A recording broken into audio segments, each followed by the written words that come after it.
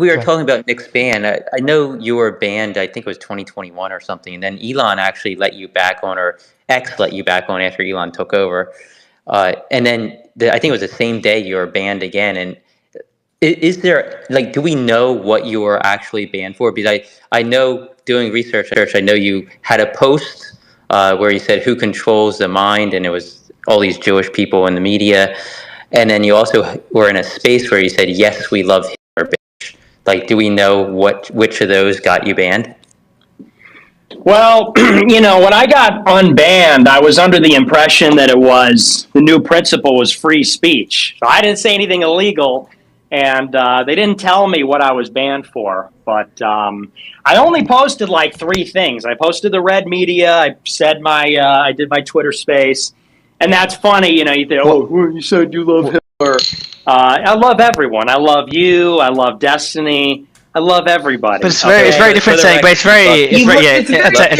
seconds. Guys, 2 seconds. So this is the slippery slope. Hold on. Yeah, I've just. Okay.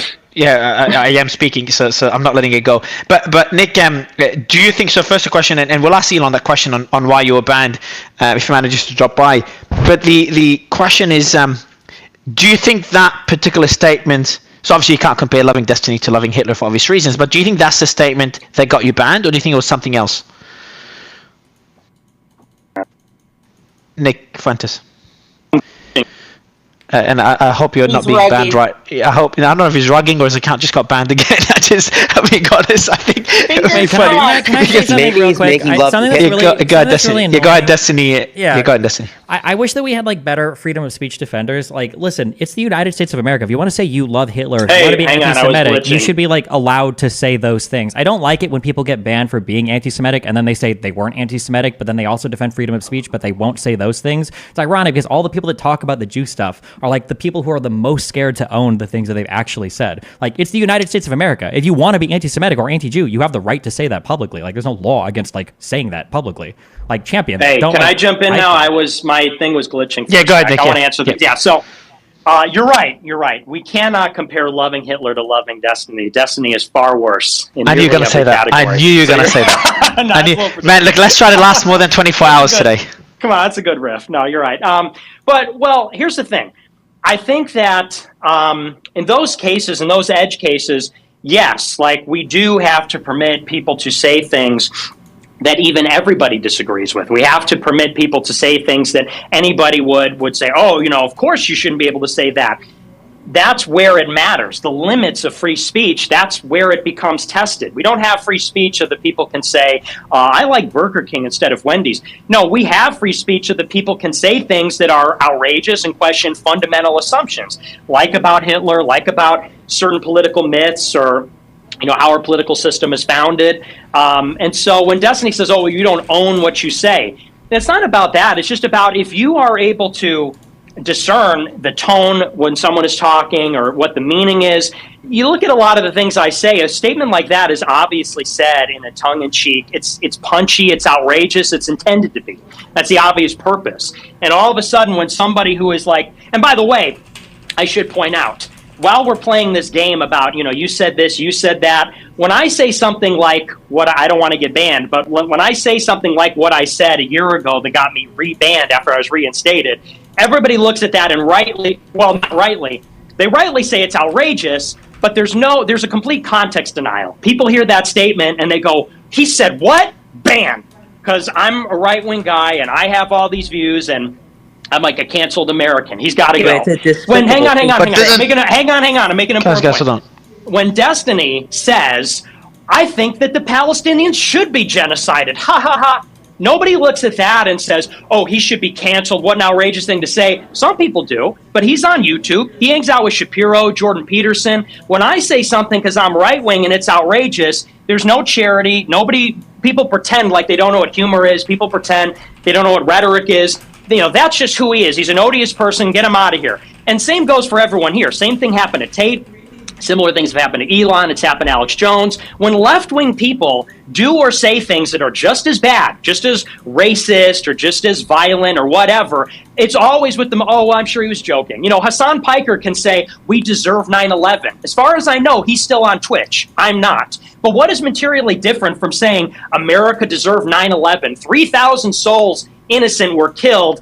We deserve that. That's a fine statement. You're on Twitch and Twitter, and there's no censorship. When Destiny says, I think Palestinians should be genocided, ha ha ha, he's still on YouTube, he's still on all these platforms, nobody even thinks twice. When Nick Fuentes makes a joke, or hang on, when I say something like, oh, you know, whatever I said, I don't want to say it again because I don't want to get banned, oh, well, he's a horrible person, he's an avowed neo-Nazi, look at what, you know, they're going to reprint the quote like Ed Krasenstein did without the laughing or the tone. And that's BS. Like, let's just be honest. That's, everyone can recognize what's going on there. This is so let me just a quick question, just on that point. Before that point, just because there was something mentioned, there's it's important sensitive thing. So Destiny, on the joke that Nick, and obviously it's a joke that many will find insensitive, offending, etc. On the joke of you being a more despicable person, I think he said, than Hitler. Now, I think he meant it as a joke. Do you think such jokes, Destiny, you said that Nick is on your blacklist, do you think such jokes should be censored or they should be allowed? What's your position on that, Destiny? If you're talking legally, I think you should be allowed to joke about whatever you want to joke about. But again, like, the problem again is like the advocates for freedom of speech are so like boring and dishonest. Like, Fuentes is not banned for telling jokes. Fuentes is banned because he jokes about things he actually believes, right? The difference between like me and Fuentes is, if you ask me, Destiny, do you think all the Palestinians should be genocided? I mean, if you listen to the rest of that clip, I go, man, it's like a really situation. I don't know how it's going to end. It seems like there's no way out. Like, that's my answer. If you ask Nick, do you really think that like Jews run 70% of the world and the white race is being bred out of existence by mass immigration that's facilitated by secret Jewish financiers who also control all of our foreign policy and make us allegiant to Israel, and they've done this for thousands of years, and that's why they're kicked out of every single... He'd be like, well, yeah, you know, and also, you know, 6 million cookies, right? Like, the difference is Nick isn't joking. No, but Destiny, again, like, just own it. Destiny, quick question. No, but Destiny, like, do you not agree that a person can ask a question, so they can believe in a certain ideological position, and then ask a question that people would find harmful, or find it emotionally hurting? As an example, you said you know you're anti-Islam or you're Islamophobic, and then you make jokes about it. So you can clearly have a position and yet make jokes about it, right? Well, yeah, no. But if you were to ask me, Destiny, why do you make jokes against Islam? I wouldn't be a pussy and say, oh, bro, I'm just joking. I would say, because I don't like Islam. I really don't. I hate the religion. Like, I would be honest about it. I'm not going to sit here and be like, oh, yeah, they're just jokes. So let me ask Nick. And this is the thing. So why is and this is the real question people are asking, like, why is Destiny able to make those comments and someone like Nick gets banned? So Nick, same question to you. Your position in terms of whether you believe that certain people run the world or whatever it is, I mean, have you hid from that position? Like, that's his argument.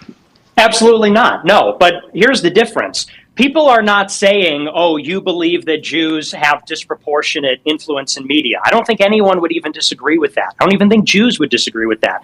Also, it's an empirical question. So people, if they're interested, can go and look it up. You know, it's actually not a completely subjective question. It's actually quite objective. But that's not what people accuse me of. And that's like a very slippery way to frame it. When Destiny says they should be genocided, so of course I don't believe they should be genocided. Okay, fair enough. People watch my speech from a year ago or 2 years ago, and they say, oh, he wants to kill all people that aren't like him. In the same speech, I say, we love everyone. We love even our enemies. We need to pray for them. We need mercy and compassion towards them. We don't need cruelty. I think even in that same speech, not even about Jewish people or Israel, in that same speech, I said, when I look at homosexuals and transsexuals, I don't like all the cruelty visited upon them. We need to pray for them. We need to bring them into the church, blah, blah, blah. So it's like the same speech where people say, oh, Nick said he wants to kill everyone and all of his opponents. I'm literally as Destiny said with his comments about genociding Palestinians, if you look at the full context, so it's like it's completely misrepresented. The difference is the ADL and the SPLC aren't clipping Destiny's joke and throwing it on social media every time he makes a post. The difference is when an article is written about Destiny, there isn't a preamble that says Destiny, a live streamer who said Palestinians should be genocided, but they do that for me. Every unfortunate thing, joke, exaggeration, whatever you want to call it, always with the most uncharitable interpretation. That is on my Wikipedia. That is the preamble of every article written about me. And I'm not going to hide behind my real views. Okay. Are you saying that all of that was taken out of context? saying that we're going to kill everybody or whatever, yeah, it absolutely is taken out of context. I mean, we have to give me a specific example. How many Jews do you think died in the Holocaust? Well, there's a specific question. How many Jews died in the Holocaust? So Nick, just a quick question, right? When you've explained the disparity in terms of the rules, like basically Destiny can attack Islam, Muslims, and he's got no problems, and you have been banned. Now, the question becomes, when you know that that's the level of Sophia that we live in, that there is this disparity, do you then, like, now you made a joke, didn't you, right? And it was clearly a joke, but now that could be snipped and that could maybe be used to get you banned or whatever it may be. So does that make you become, you know, does that make you become, well, obviously it hasn't, but should it then make you become a lot more careful in even the jokes you make?